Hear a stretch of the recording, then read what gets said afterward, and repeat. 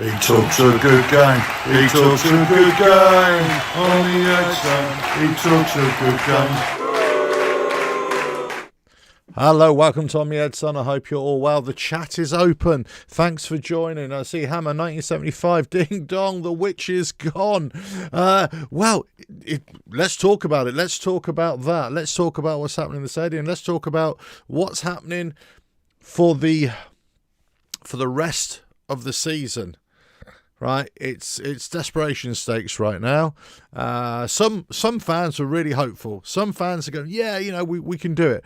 Other fans are thinking, no chance. We were dead and buried a long time ago.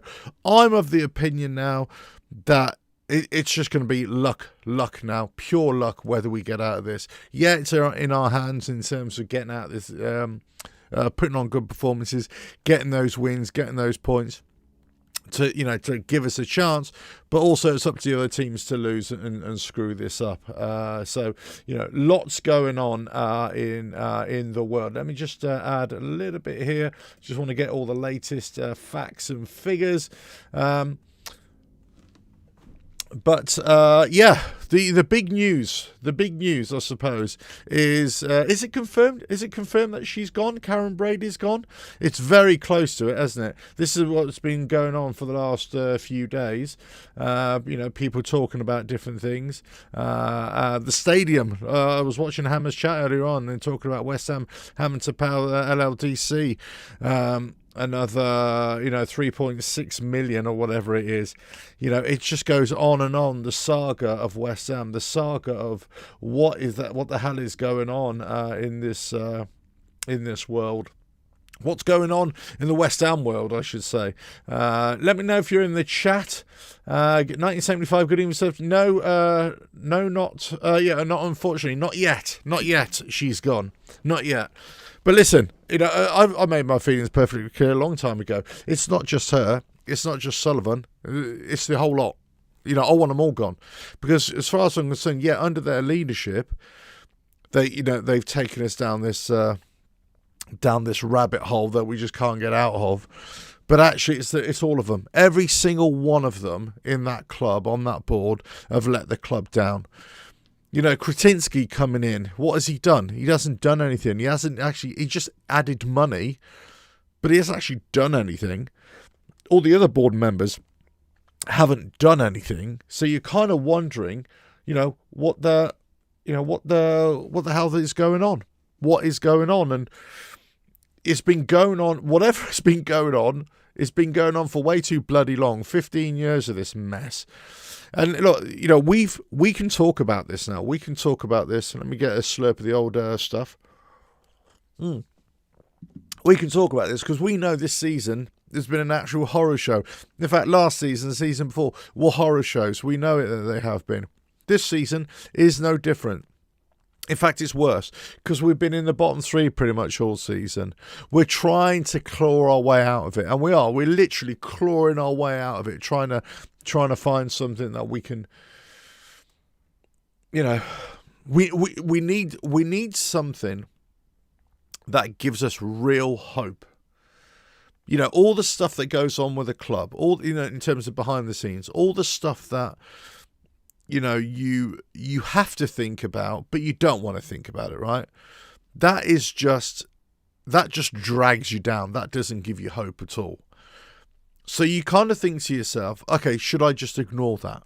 Well, then the other party said you can't ignore it because it's part of the fabric of the club, right? It's part of what makes us us. And when it's not being done well, all of a sudden we've got a bit of a problem, right? So we've had this for 15 years. Everybody knows it. And it kind of goes in cycles in terms of the way the media, come with us or don't come with us. But the fact of the matter is I don't blame the media in many ways in sort of coming in and out because you can't keep on banging the same drum week in, week out. We can as fans, but a media outlet can't. So, I don't necessarily blame them for it. But at the same, because there are other stories, right? There are other stories that have to be discussed. But in terms of us as a club, I see people out there, they're really confident. They're definitely saying that we're definitely going to get out of this. And I just wonder where the unrelenting optimism comes from. I just wonder. I think it's great if people say, yeah, we can get out of this. Yeah, we're gonna do it. But I just wonder, do you really believe it? What gives you that reasoning to say that we're going to be... Now, you could be right. We could get out of this.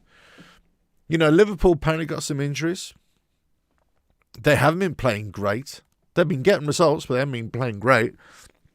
Didn't play great against Forest the other day. So we could go up to Anfield and, shock of shocks, get a result, get a point, get a win. Could we do it? Anything is possible. I want to believe that we can do it. I want to believe that the players that we've got, if they're playing in the way that they have potentially been playing, have been playing with that potential, then maybe we could do it. Maybe we could go up to Liverpool and get a point. Let's just have a look at the fixtures now. The fixtures are going to be quite interesting for us. Let me just put this up for you as well. So you can see we've got Liverpool, then we've got Fulham, FA Cup, then we've got City, then Villa, Wolves, Crystal Palace, Everton, Brentford again, Arsenal, Newcastle, and Leeds. Actually, you know, this little run here from Villa to Wolves to Palace to Everton to Brentford, that's not a bad little run for us. That's not a bad little run. We could actually get some points in there. It's the other games that I'm fearful of. The Liverpools, the Fulhams, the Cities, the Villas, the Arsenals, of course. Newcastle, Leeds.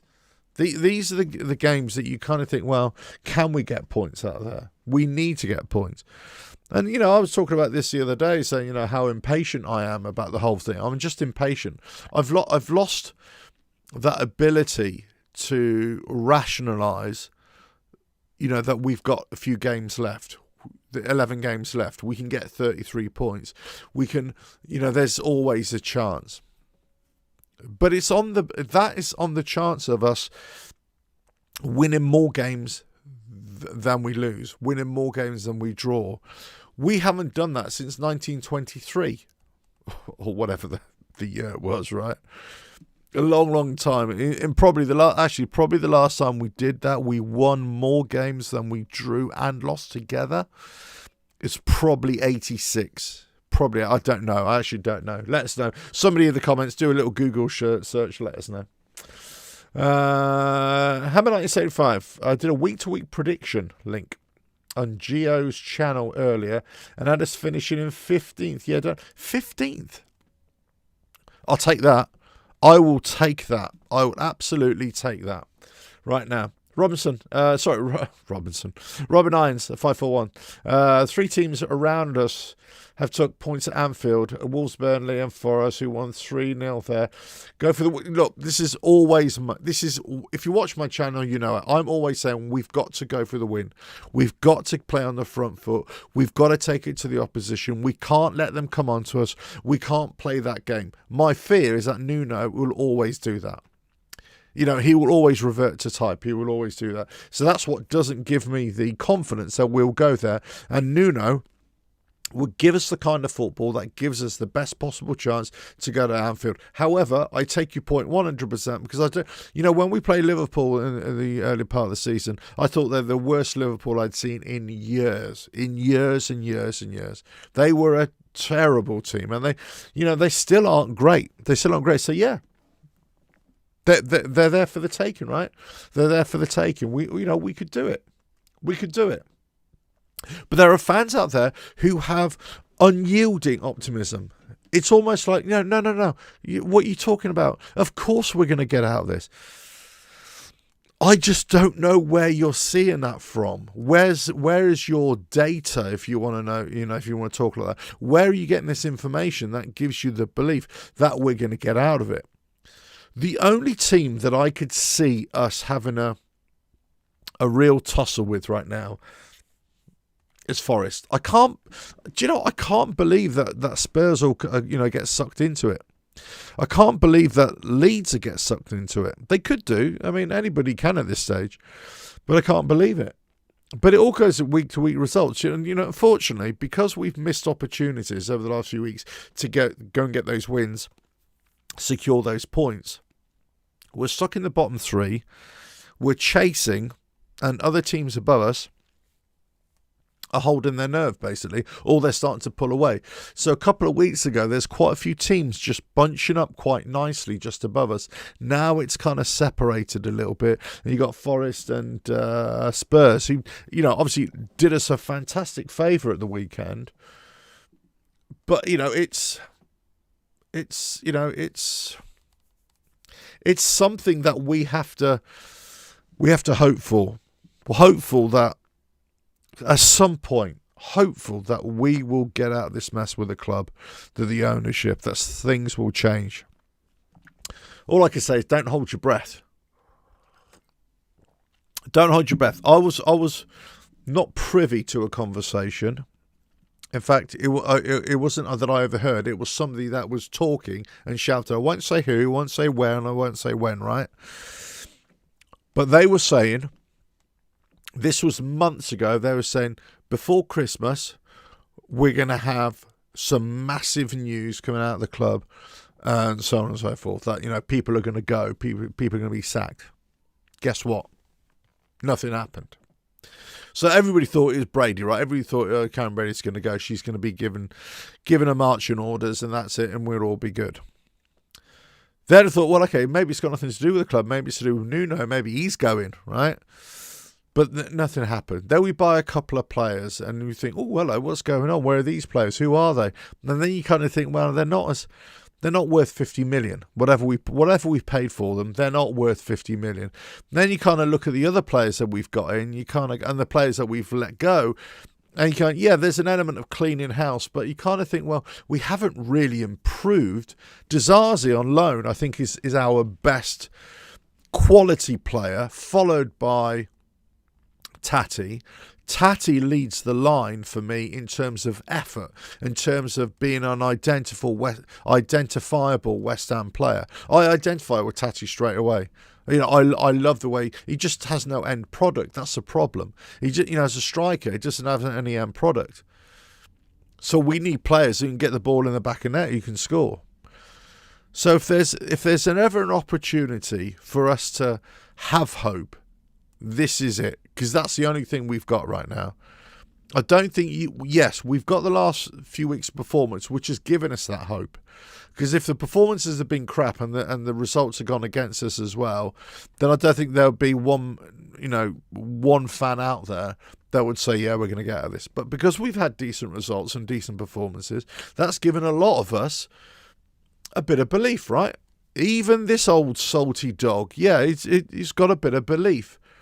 But in my heart of hearts, I don't believe it. In my heart of hearts, I'm thinking, what I'm thinking now is if we get out of this, it'll be the luckiest bit. It'll be the luckiest thing, Look, people are saying 15th. You're all saying 15th. Do you know what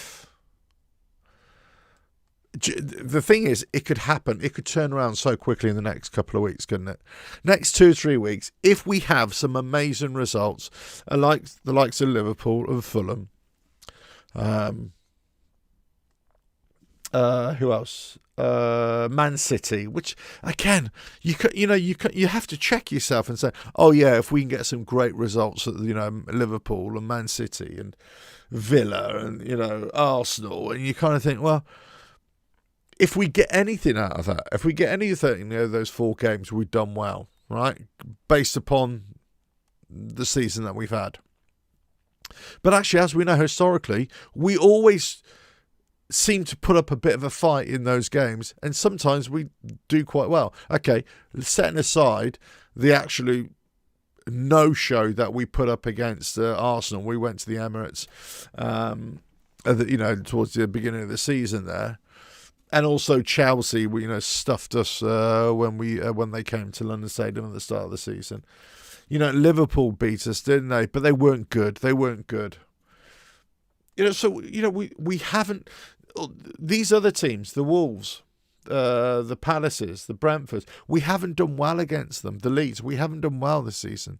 So I'm wondering where this optimism comes. Kevin Lemon, hello there. I've been saying for the last 3 months we'll finish 15th. Keep the faith. Tired of negative people. Well, you must be tired of me. You must be tired of me because I just can't bring myself to... I'm optimistic. I'm hopeful. But I just can't see it. I can't see where you're getting 15th. But I could be wrong. And I hope I am wrong. You know. Gerard Dankin.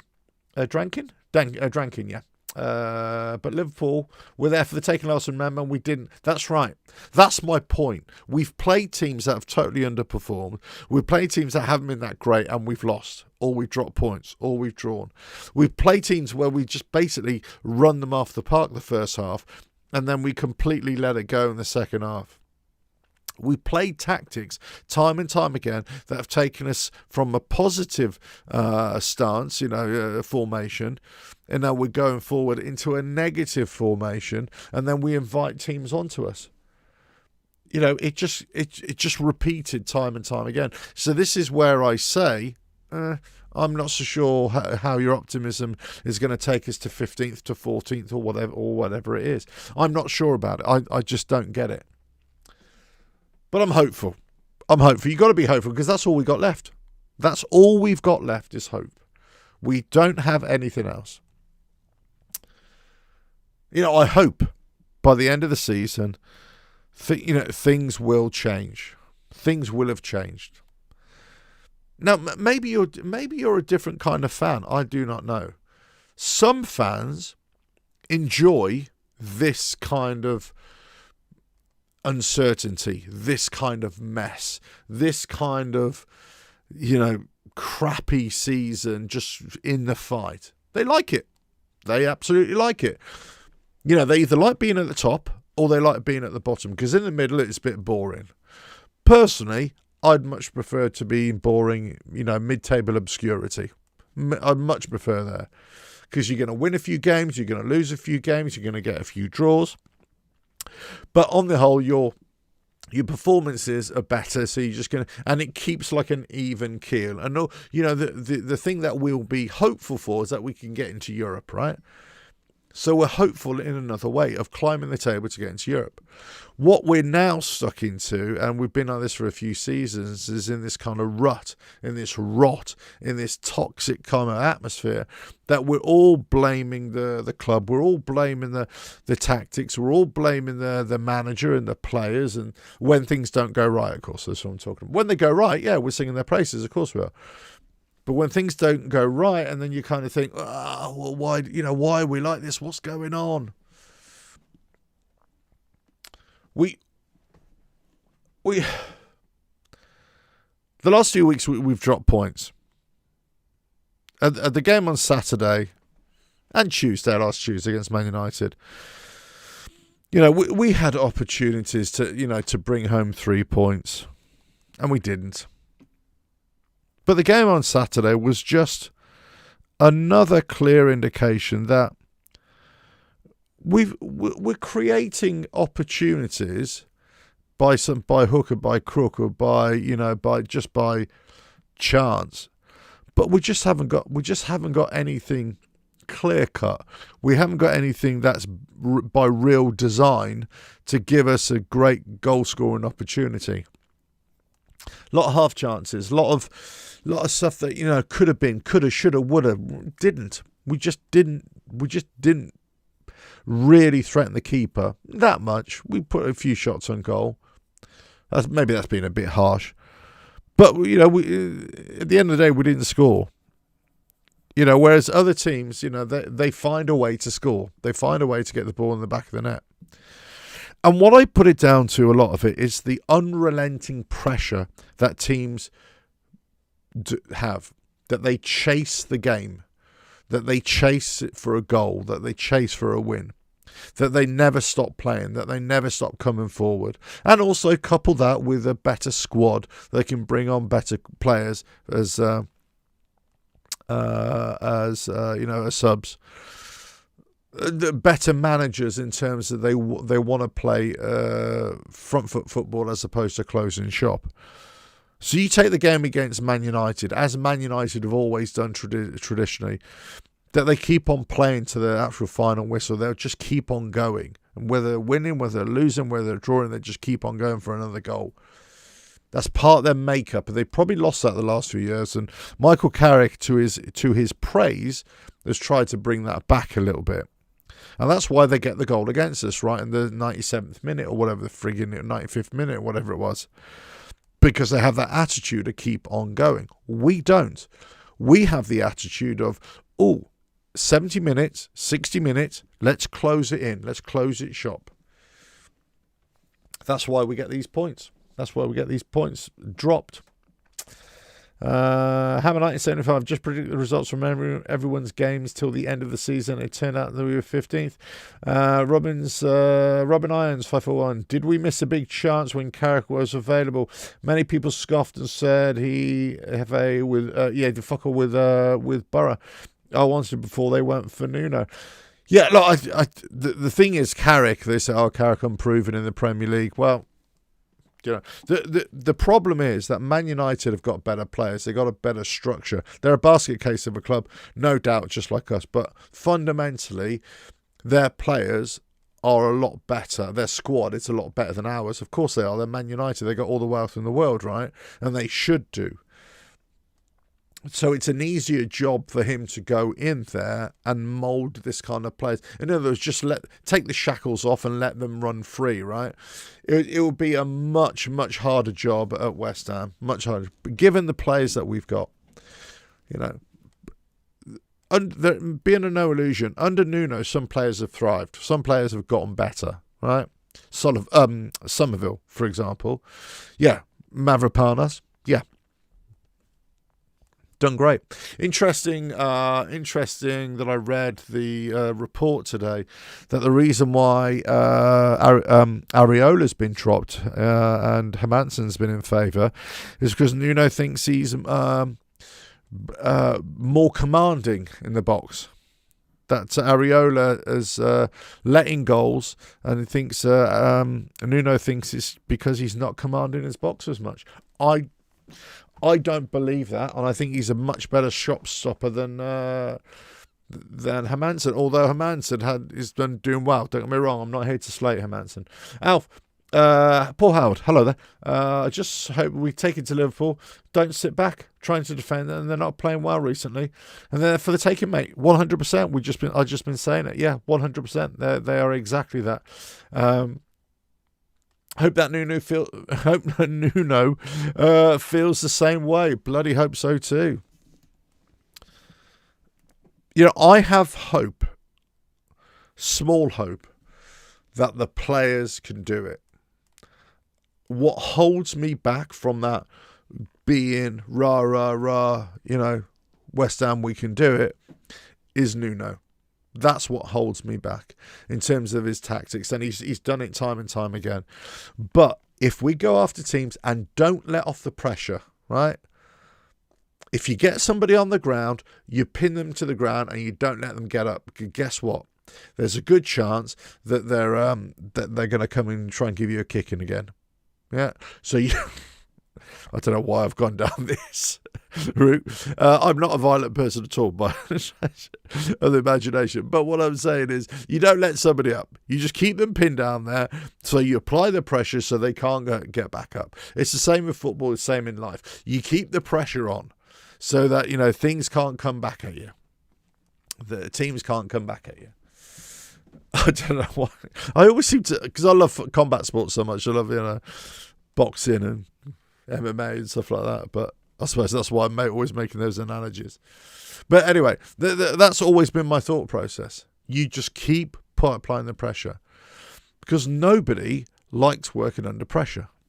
No individual, no person. They might be able to handle it, but I guess if there's a choice between having little pressure or a lot of pressure, most people, especially in a kind of fluid environment, a game, would prefer lower pressure rather than higher pressure, because lower pressure gives you a lot more time to think, to analyse, to pay attention, to make decisions, to gather information and make decisions, right?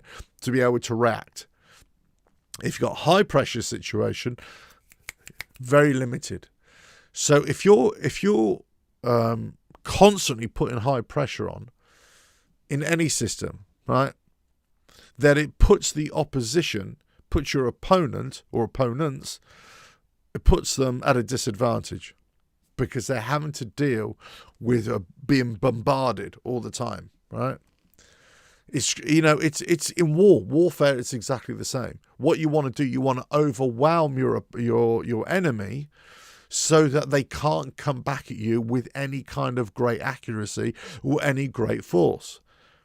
It's no surprise that you'd have lines, in olden days, you'd have lines and lines of cannons, and they'd say fire, or they'd shoot loads and loads of arrows, whatever, and it would just be one row after another row after another row. This is when the generals finally figured out how to do this, right?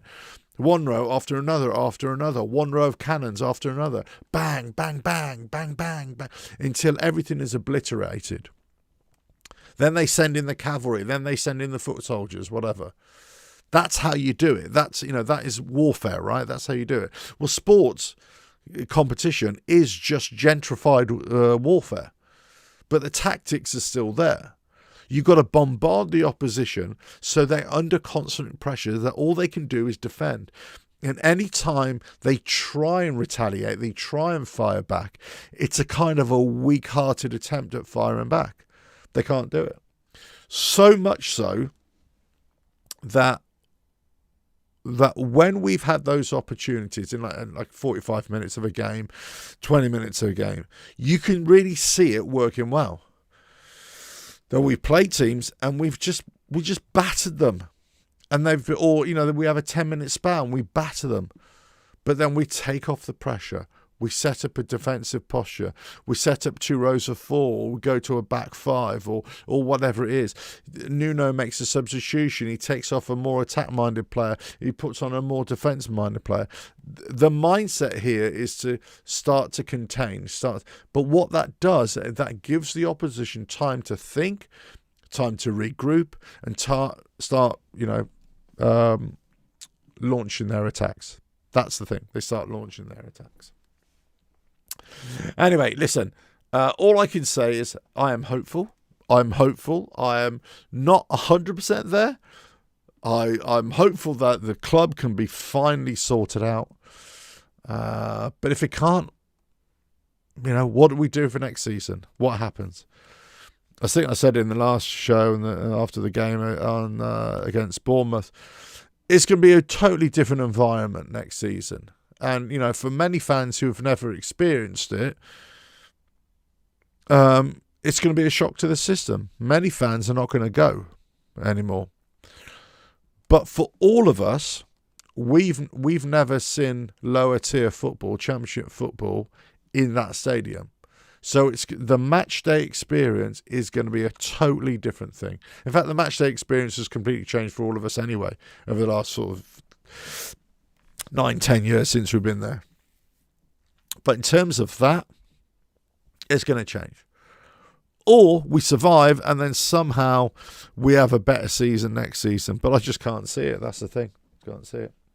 Anyway, listen, I'm going to leave it there because I've been rabbiting on for a long, long time. Thanks for joining in the chat. Let us know your thoughts. What do you think about the game against Liverpool? How do we play? What do we do? Should we have this kind of old world mentality of generals just bombarding the bloody opposition? If it was me, I'd give Nuno the Sun Tzu book, Art of War, and just say, read that, motherfucker, and then this is how you go against another team.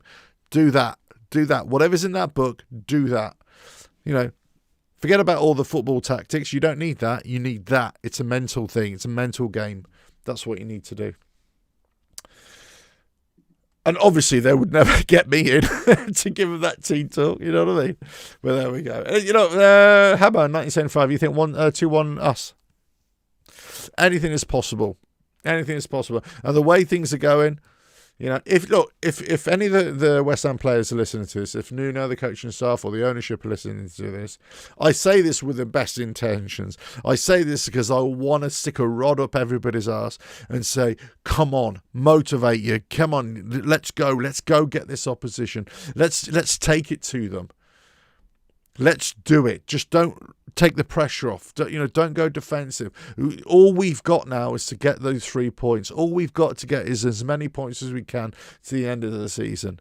So if we win 1-0, 2-1, 3-0, 5-1, whatever it is, don't care, as long as we win. The points are all that matter. I don't really care about the performance. I'm a performance fan, right? I love performances because performances tell you everything for the past, present, and future, right? But right now, it's all about the win. It's all about the result. It's all about getting those points. And we've got to be lucky enough that everybody else loses above us. Let's see what happens. Right, and with that, I'm going to go and have a nice cup of tea. Well, another cup of tea. One that hasn't gone cold. Right, catch you again on another video coming very soon. Bye now. Up the hammers.